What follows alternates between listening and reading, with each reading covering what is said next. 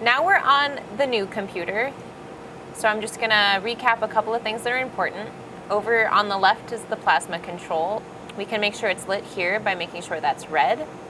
We've used this vac button, we've checked reflected light, and we're gonna hit a couple of other things for the torch over here later on. As we move down, again, we'll see these valve controls, and we'll just reference our pressures here. Over to the far right, you'll see IC supplies. This is where we turned on our protection earlier. Up on the top right, you'll see the digital control, where we enabled our ion counters, where our high voltage units and source got enabled when we first turned it on. And we're gonna be using a lot of these deflector and high voltage supplies over here and the supplies control window later while we're tuning. Now we're gonna just make sure we're on our right tune setting for whatever we're doing, and we're doing uranium lead with Faradays. We'll go to setup, constants, tuning, initialize. And we're just gonna pick the most recent tune file for whatever we're doing. We're gonna do Faradays, so we'll just pick that guy. That's at the very top. And then we will say open. All of our deflectors and high voltage supplies will update to that tune setting, whatever those were set at.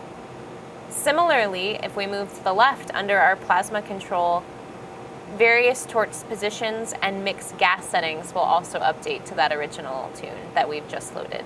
Once we've opened the tune file we want to start with, we'll go to Scans, Magnet, and that's going to scan across the range of masses that we're going to be using. What you'll notice is you have a start scan reference mass and an end scan reference mass. You may need to update those depending on what was previously tuned for before.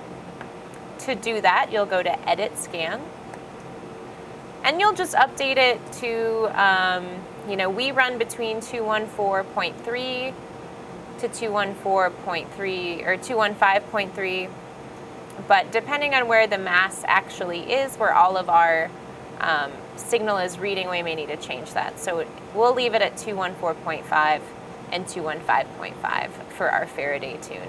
And we'll just save that edit. And let's enable the grids. It's just a little bit easier to see intensity changes with the grid on. So you'll just tick grid. The last thing we'll want to make sure we have ticked is the appropriate Faraday cups and ion counters that we want to watch over these isotopes. This EXH here, that's going to be our 238, that's our uranium. This H2 is 232 thorium. We'll also want to enable L6, L7, L8, and then ICO and IC2. But our main one that we're going to focus on during tuning is this EXH, our 238 uranium.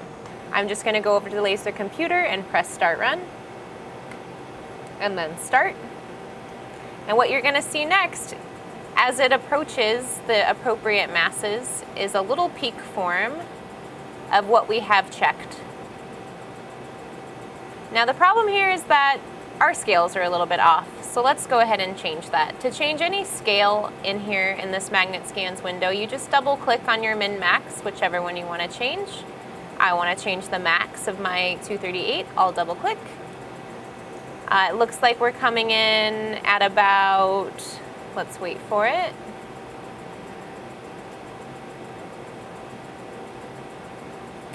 At about 500 millivolts. So let's put this at 0.9. Anytime you want to increase the height of your signal, you'll go ahead and bring that max number down. And anytime you want to decrease the height of your signal, you'll bring the max up. That's true for all of them. So in order to monitor signal, we have a couple of options. We can just, watch this line go up and down and set our min max, or we have this cool screen down on the bottom right corner, and we can monitor any of the Faraday cups or ion counters that we want live as it scrolls across them on that scans magnet window. So I have what I want now, but if I wanted to change it, what I would do, I'd come all the way up to the top left to setup. I'd click that. I'd go to monitor. I get the option to look at any one of these that I want up to, I think, about 6. I can watch 6 at a time. So I want to watch my EXH. If I wanted to watch thorium, I could add it in, and then I'd see it add in if I had room. So if I unticked ICO because I didn't need it, I'd add H2. And now if I move to the bottom right, you'll see that I have H2 instead of that ICO in there. But we don't want H2, so we're going to come right back up, untick H2, and put IC0 in there. And then we're just going to exit out of there, and now we're monitoring what we want to monitor. So now at its peak, if we look down and monitor our EXH, it's about 500 millivolts. And then it washes out as it cycles through. And we'll see it happen one more time. There we go. About 520 millivolts. So that's pretty low for us. So we got a lot of work to do here. The first thing you want to check is torch position. Anytime you have a false start or it just doesn't light right away, your torch will back up. So we're going to check our in-out torch position to see if it's backed up on us. So in-out is reading right here, and it's at 9. It's usually around 6 units, so it's sitting at 9 units now. So I'm going to go up to these toggles, these in-out toggles, and I'm going to move it in. The one thing I'm going to do is set that magnet on one mass point. When you're tuning and you're making changes, you want to be on the max signal. So I'm going to wait for this to go through my whole peak first, one time. Once it's reached the bottom, I'm going to stop. And to peak center, to be on that main peak and watch that over time as I change, I'm going to right click on this dashed vertical line and drag it into the middle of our mesa. If you don't have a mesa, don't worry, we'll get one. So we'll leave it there. And then once I found my middle, I'm going to select Set Magnet, that button on the bottom right of your magnet scans window. And at that point, you'll see your start scan and your end scan reading the same exact mass. And that's what you want when you're trying to just get high peak intensity. So now we're going to go in out and change that 9 and kind of move it in and see if that gets us a little better signal. So I'm going to just move it in a couple clicks at a time. Be very careful with in out. You can totally break the torch. Don't do that. So just a couple clicks at a time. Looks like we're improving it already. We'll do a couple more. It's getting better. We're just going to keep going. You never want to get closer without looking than 6. Once you're at 6, you really need to be paying attention to how much you're moving in. So I'm just going to do a couple clicks at a time until I feel like we've lost any signal increase. And it's going to just take a while since we're out at 9. And we'll just keep moving it on in. There is a point at which that's no longer true, and then you're too close and you're kind of missing that sweet spot. So we're just going to move in until we find it. And it just keeps increasing, and at some point we're going to have to change that max so we can see how much better it's getting. We're at about 7.9 now. We can go at least a full 10 clicks before we need to start worrying about how close our torch is. And so we've reached our max here with what we've set for 238. So I'm going to go back over to this max. And I'm going to change that because I expect it to get a lot higher after doing this. I'm going to change that to 1.5 millivolts, or sorry, 1.5 volts.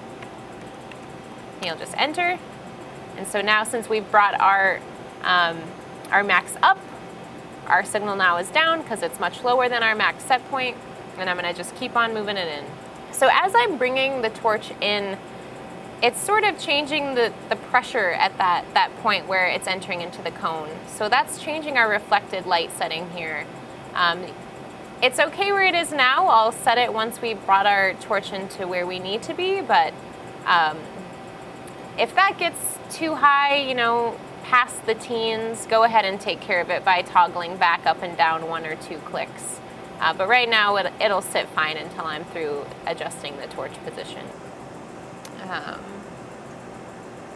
We are right along a crack right now, so we're not getting much signal increase, unfortunately, which will happen, and that's normal. the crystal is pretty heterogeneous. So I'm going to take care of reflected by toggling back up or down once depending on what direction I need to go, whatever changes this value the most, back to 0. That's definitely the wrong direction, so we'll go back up, and now we're sitting at 0. We're happy, we're good. We continue moving that torch in. So a couple clicks at a time. All right, so we'll move in a few more clicks. We're getting into the dangerous territory of 6, so let's pay attention. So if you do find that you're moving it in really close in the 5.5, 5.6 range, it's probably because someone, it may have been you, pushed the bonnet back more than we're used to. And that's okay, but just know that 5.5, 5.6 is not a normal range for us to be operating in, and don't get comfortable leaving a torch there. And so I think we've reached our point at which we're finding the sweet spot. A little bit more out of it, but we've tapered off here, and I'm going to back it out just a little bit to see if it changes, and back it back in.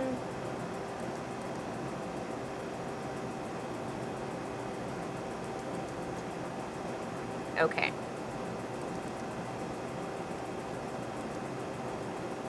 So I think that it's sitting its best at 5.75. And you can check that by backing it out and then backing it in a couple clicks and actually tracking that trend to see if it's consistent. If it's all willy-nilly, that has something to do with the crystal and nothing to do with you.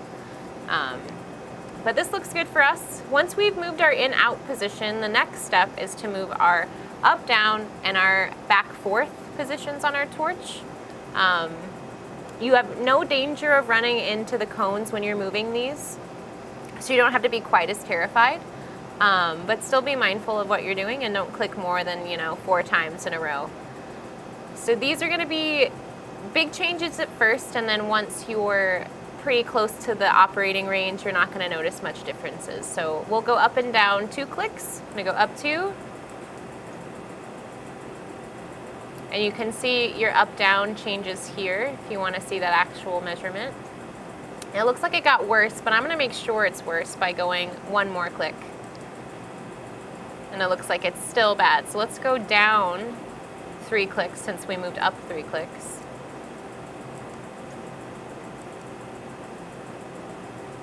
And there is one important point to mention with moving the torch, and that's that just because you moved 3 clicks up and 3 clicks down, you're not actually going to be in the same spot. Sometimes you need to go past the point that you need to go back and reach it.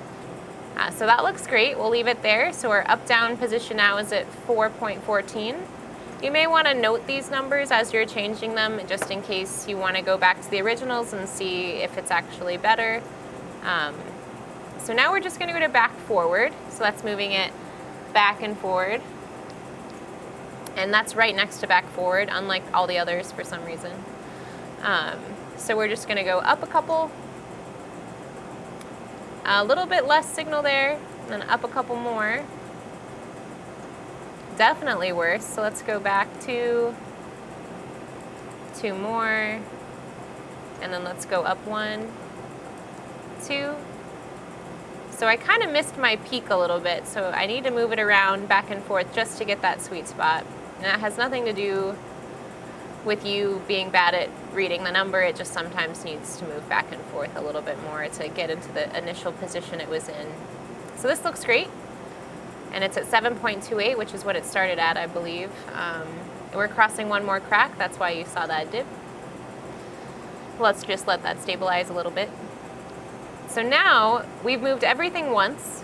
You want to move everything 1 more time because they all relate to each other. So I'm still going to go through in, out 1 more time. I'm still going to through up, down, and back forward just to make sure those are really the right spots. So let's do in 1 more time. Couple clicks in, couple clicks out.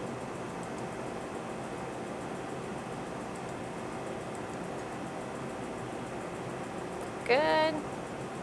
Maybe in 1 more. Let's go up, down, couple clicks.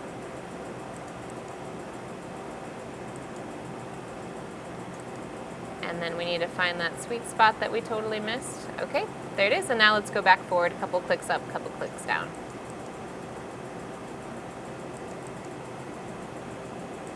So it's sitting pretty happy. Back forward did change just a little bit on that second round. So that's why it's always important to do it one more time. Now that we've gone through our torch position, it's always good to check your peak. Anytime you make big changes, physical changes within that chamber, it's always a good idea to check how your signal is being received. So we'll go back to restore range, and that's going to give us that full range of masses from 214.5 to 215.5. So let's go ahead and do that. We'll wait for our peak to appear. Definitely have more signal. Looks like we got a rounded shoulder here. This corner looks pretty okay. And then we sloped out. So the ideal here when you're tuning is not only to increase signal intensity, but to improve peak shape. And by peak shape, I mean, in an ideal world, you'd have a little box sitting up there with really straight sides, flat top, straight side, a little mesa.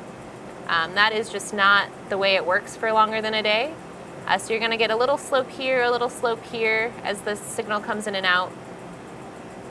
And you may have some angling here on the shoulders as they come off from that top peak, but you want a flat top certainly at the very minimum, and you want to minimize the rounding happening at the shoulders here. And what happens over time is as your slits get worn, you're expanding the opening, which means a lot of material gets through, but peak shape kind of suffers just because your slits are no longer well defined. So there's a trade-off there between intensity and peak shape, which is where we're approaching now in this video. The slits have been in there for a little while, so we're getting a little bit more signal, but our shoulders on this peak are suffering just a little bit. There'll be a trade-off there. When they're brand new, you'll get tiny amounts of signal, but a beautiful peak shape. It's just the way it is. So we need to deal with this shoulder, certainly, when we're tuning, and if we can widen this peak, we're gonna try to do that. And we're gonna change that with our high voltage